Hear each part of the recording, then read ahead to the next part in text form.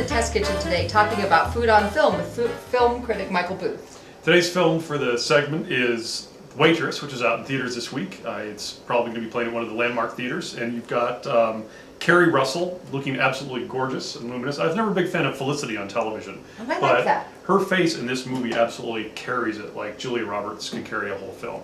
And you've also got a lot of pie pornography, and not there's anything wrong with that. It's absolutely gorgeous shots of making everything from meringue, which we're going to be doing today. Yep. We're demonstrating some techniques to strawberry and chocolate pie, spaghetti pie for lunch, quiches for dinner that involve brie and ham, and a real southern fried corn pone kind of movie with her trying to figure out what to do with her life once she gets pregnant and can't stand her husband.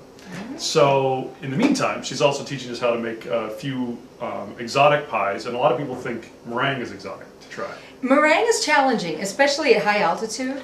I made this meringue this morning. I'm pretty proud.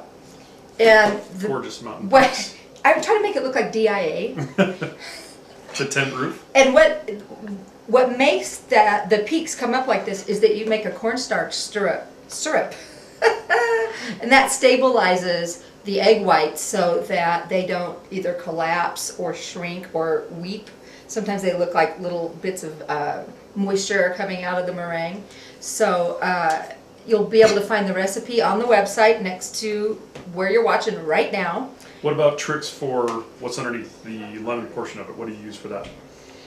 Well, you can make a lemon curd, which is lots and lots of egg yolks, sugar, lemon juice, cooked till it's real thick, and then you pour that into a cooked pie shell, and then you top it with the meringue and you bake it again. You can use pudding mix. You can use whatever your favorite pudding recipe is for the filling, and the key is that the filling is hot when the meringue goes on it. That's what allows it to cook underneath, and then it gets nice and golden brown in the oven. Now, I know sometimes you got to cheat on recipes to make them look as good as that. I never cheat.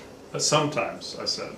Not you, other people. But sometimes, might you use a blowtorch or some other trick to If it make didn't look look brown perfectly enough, if it didn't look brown enough, you could use a little blowtorch like the kind you have for your creme brulee. Okay. You know, a little one like that, not Right. the great Not big the one that's out in the industrial garage. welder. Okay. Although you still could, you might incinerate the whole thing. Right. Though. So it's better just to leave it in the oven a little longer. Okay. So some simple meringue tips for food on film, and again, the movie is Waitress, out in theaters this week. And we see the recipe at denverpost.com/food, and also on the movie website, get more movie tips.